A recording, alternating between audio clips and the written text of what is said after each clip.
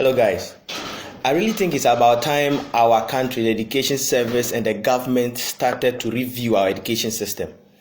I just watched an interview between KSM and the lady who hosts the National Science and Maths Quiz.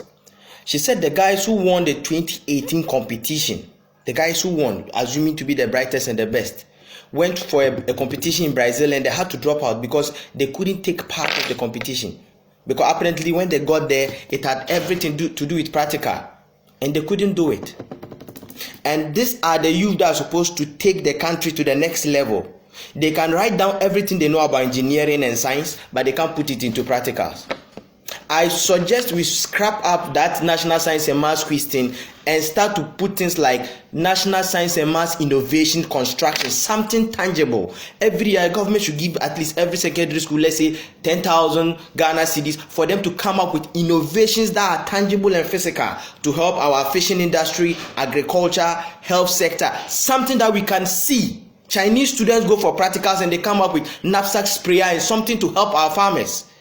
That is what pushes a nation forward. We have an education system which is archaic and outmoded, and the people sitting on the top of the educational system don't have the funniest notion of how to fix this system. And we are educating people with baggage and nonsense. What courses are they doing now? Political science, actually what science, human resource. What are those things doing to our economy? How is it fixing people? And we are surprised there is high graduate unemployment. What do they come to do? I have a friend whose brother just employed an Indian in this country.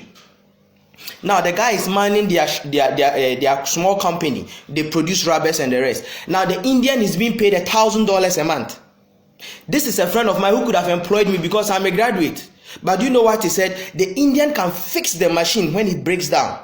What can I do about the machine? Nothing. I was taught papers, planning, community development, all those nonsense. Now, this is 5,000 Ghana cedis that is going to a foreigner's pocket, which could have come to my pocket to take care of my people in my country. And we sit down there and we talk big English on those podiums when our education system is messed up and nothing seems to work. What we should start to understand is that retentive memory is different from being intelligent. Creativity and adaptive intelligence is what fixes a nation, not ability to memorize what a lecturer taught you. We have lazy lecturers sitting around. All they do is go to Google, download anything about something and just come and teach. They don't even have books of their own. And we are sitting there. As at now, we can't create incubators. We can't do things that can help our own system. We can't build tractors. Things that can help us. We can't do any. I have a friend who had the opportunity to go to school abroad. He went and learned welding. Now, our ignorant education system will look down upon a skill like welding. He's welding in an oil company and he's making millions of dollars. Just being a welder in an oil company.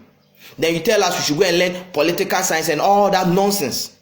And come and sit down doing nothing. Here are the youth that were supposed to be the brightest. They got to a competition and they had to drop out.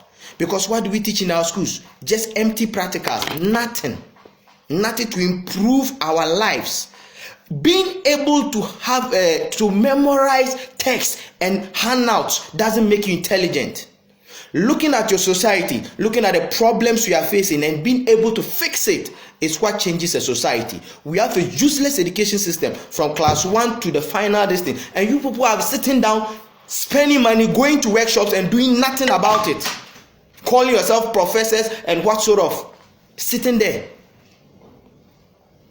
It's very sad. It's very sad. I feel sad today as being a Ghanaian. Living in a country that does not understand anything about the concept of education. If you doubt what I'm saying, go to YouTube and watch the interview of the CEO of Apple, the Apple company. He is the CEO of one of the wealthiest companies. Last year, they hit $1 trillion. Go and watch an interview about him and about what he said about China. He said they are in China because of the high level of skill available in China. That is why all the companies are there.